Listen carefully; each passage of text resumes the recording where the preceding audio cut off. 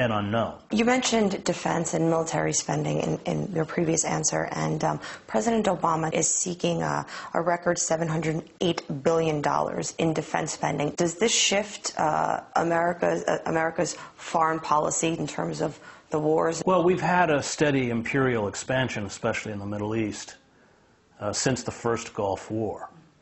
And that's what imperial powers do. They expand until they collapse. It's not a new story. You can go back and read the fall of ancient Rome, the Austro-Hungarian Empire. That's what empires do.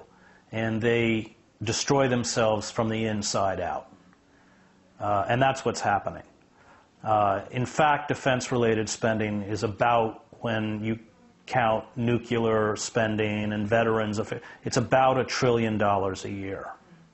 And the simple fact is we can't afford it. We are borrowing to maintain an empire and a lifestyle that we can no longer pay for.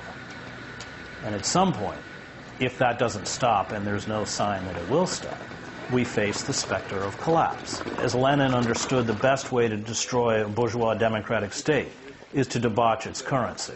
I've lived in Yugoslavia and Nicaragua at times of hyperinflation, and I have seen what that does to established power. It turns the moral order upside down, and it makes functioning authority illegitimate.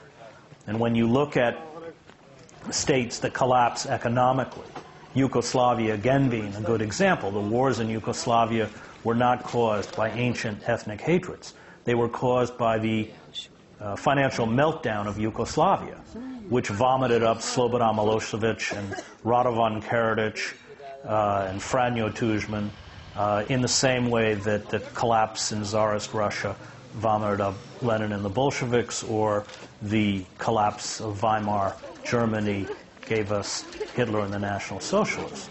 These kinds of figures lurk within any society.